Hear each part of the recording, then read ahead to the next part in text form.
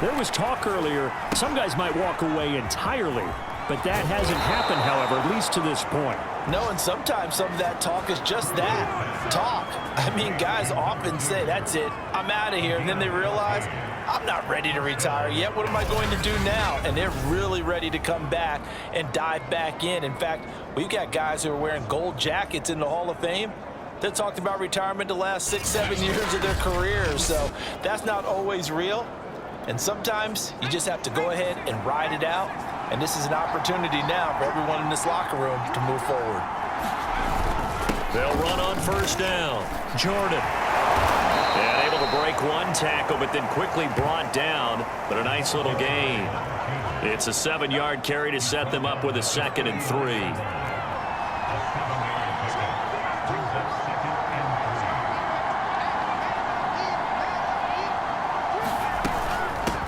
From the gun, they'll try to run it. Nowhere to go that time. He maybe got a yard up to the 40. And the big fella stuffed that one up in a big way. I think doubling him has to be a priority because you can't move up to the next level if you don't take care of him first. On 3rd down, it's Jordan. And he'll be stopped right at midfield. And that's how you pick up a first down. Those shoulders went from parallel to square, and then he brought force with him to finish that run.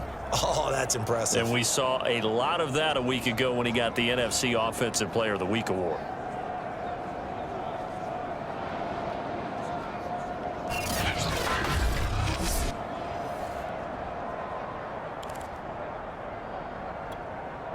Clock rolling as we hit the midway point of this first quarter.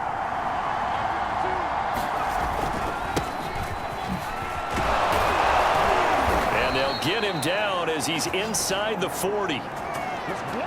Back-to-back 11-yard gains, and they've got another first down. Well, there's plenty of real estate for him to maneuver on that run, and let's face it, it shouldn't be a surprise. He's one of the better backs in the league. Had to come into this game with the idea, slow him down, otherwise it's going to be a long afternoon. So here's a 1st and 10 at the 38.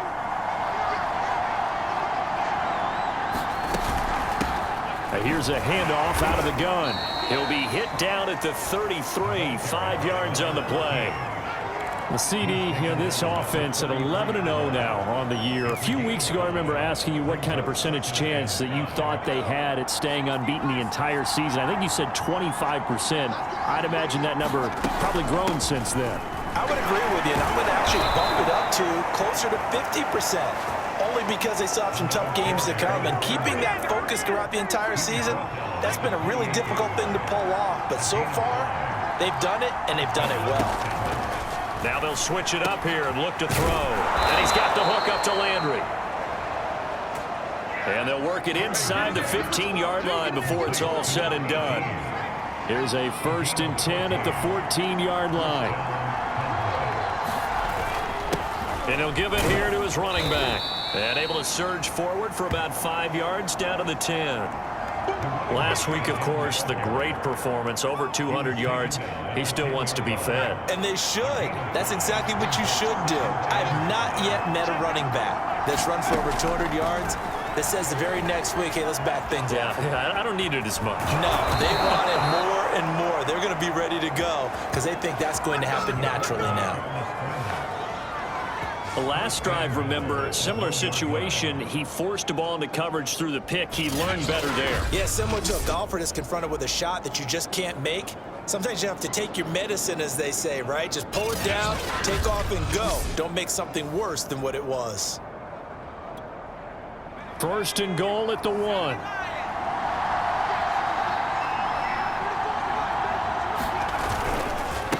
They'll try to run this one in. And he'll actually lose a little bit of yardage here. Back to the 2. That's going to go as a loss of a yard, and it'll be 2nd down. This defense is a difficult one to prepare for. One of the best in the league. They'll come at you from all angles, and they did a nice job there stopping him for a loss. Back at the 2 now. Here's 2nd and goal. Back to throw. Under pressure now, and he's going to go down. Sacked back around the 8. And good time for the sack on 2nd and goal, a loss of 6. And now it's 3rd down. We're scoreless after 1. Start of the 2nd quarter, and it's the Cowboys in possession as they'll see what they can do on 3rd and goal. From the gun, Cruz, and it's intercepted at the goal line. Able to get there and pick it. And the Seahawks are going to take possession here at their own 6-yard line. 2nd straight drive now here, Charles, that have ended with an interception. And I just wonder, because I don't think it's going to rattle him necessarily, but I also wonder if it's going to nerve him a little bit. Does it lead to another one, or does he find a way to pull it together and become sharp again? On 1st down, Mayo, and he'll work this forward for about 3 at 2nd down. Not a lot of running room there, not a place to make a cut and kind of exit out because they had everything bottled up. It looked to me like the linemen were taking on their blocks really well and giving up no creases. And that'll fall incomplete. He was hit just as he let that go. And now it's 3rd down. I think he had to unload that one before he wanted to. He was right up in his grill. I think he was a dentist there without a license, don't you? Just not enough time for the play to develop. Just lucky it wasn't a fumble, really. Finding a safety valve here. That's complete. And he is going to be stopped at the 12, short of the 1st down. He did his best to just get 4 out of that, but not enough. And now 4th down. The Seahawks send out their punter, standing about a yard deep in his own end zone.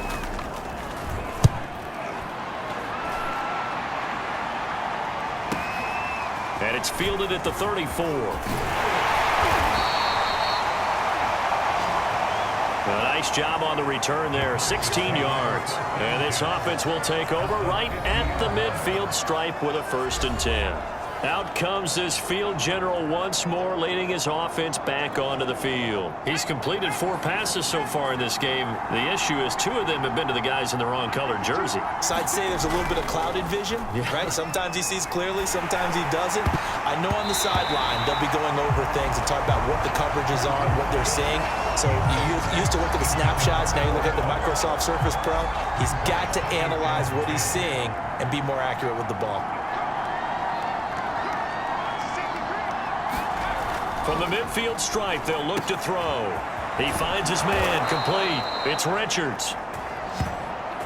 And past the 35, he'll be dropped a yard or 2 shy of the 30.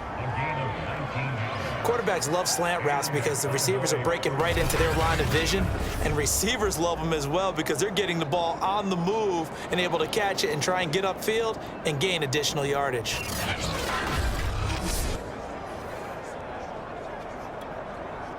Line of scrimmage, the 31 now on 1st and 10. Operating from the gun, Cruz. He gets this in the hands of Mixon. 3 yards the gain there, 2nd down. What terrifies defenses when they see slant routes thrown is that the receiver is on the move, and oftentimes he catches it and gets upfield. Does a really nice job rallying to him and stopping him for a minimal gain. On 2nd down, it's Jordan. And finally, down he goes as they work it inside the 10 to the 7.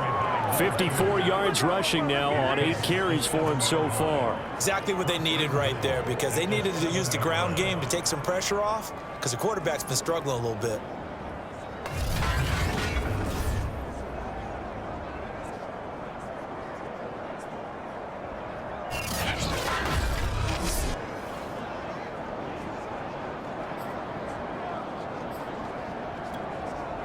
So 1st and goal now from the 7-yard line.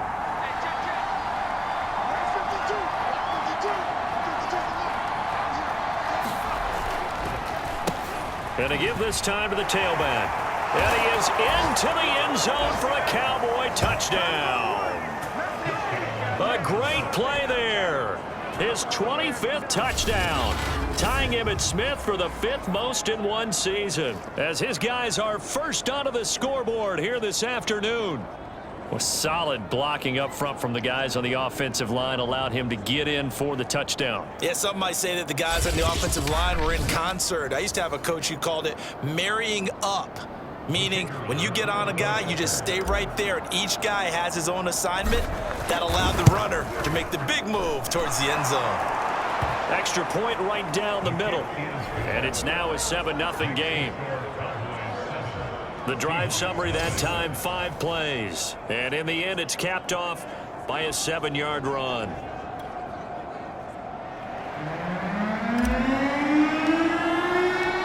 The kickoff unit is out on the field, and they will send this one away.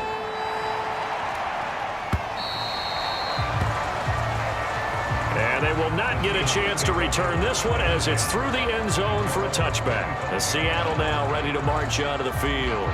And, Charles, you look at these two teams, and these are those kind of litmus test games in the second half of the season that if you're a coach or a player, you can either really look forward to them or really dread them, depending on your point of view.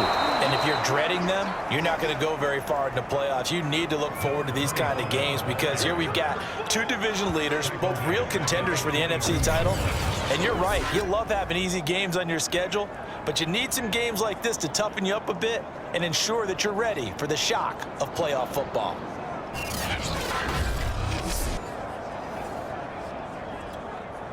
A 3-yard loss to start the drive. They'll look to make that up and then some on 2nd and 13. Looking to throw. McAllister over the middle into traffic, and that's complete. Now after the completion, we're going to get a timeout, an injured player. While the trainers take a look, we'll step aside. Ball up to the 35 now as they come up on 1st and 10. Now a give right side. Mayo, and he'll grab a gain of 5 out of this up to the 41-yard line. Nice satisfying run on 1st down for the offense, picking up 5, which means defensively, the thought process is entirely different. You don't want to panic, but at the same time, you're saying to each other, we've got to tighten this down. We can't give up gains like that.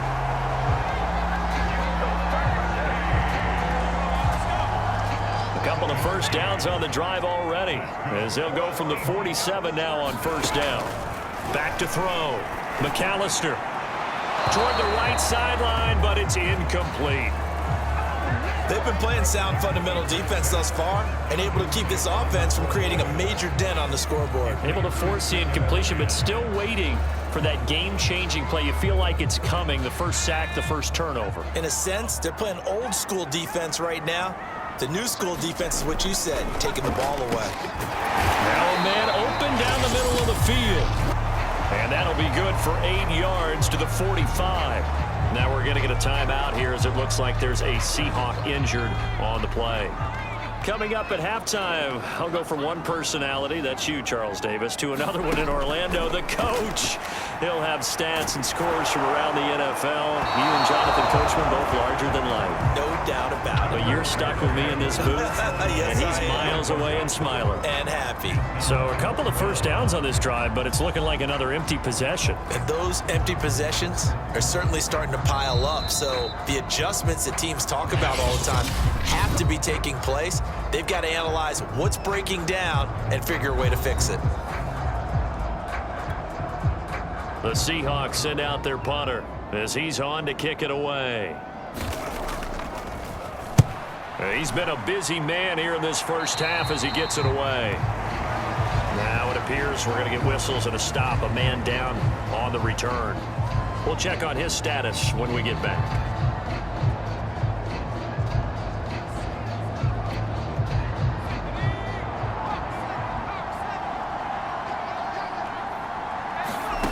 Cruz now, throwing on 1st down.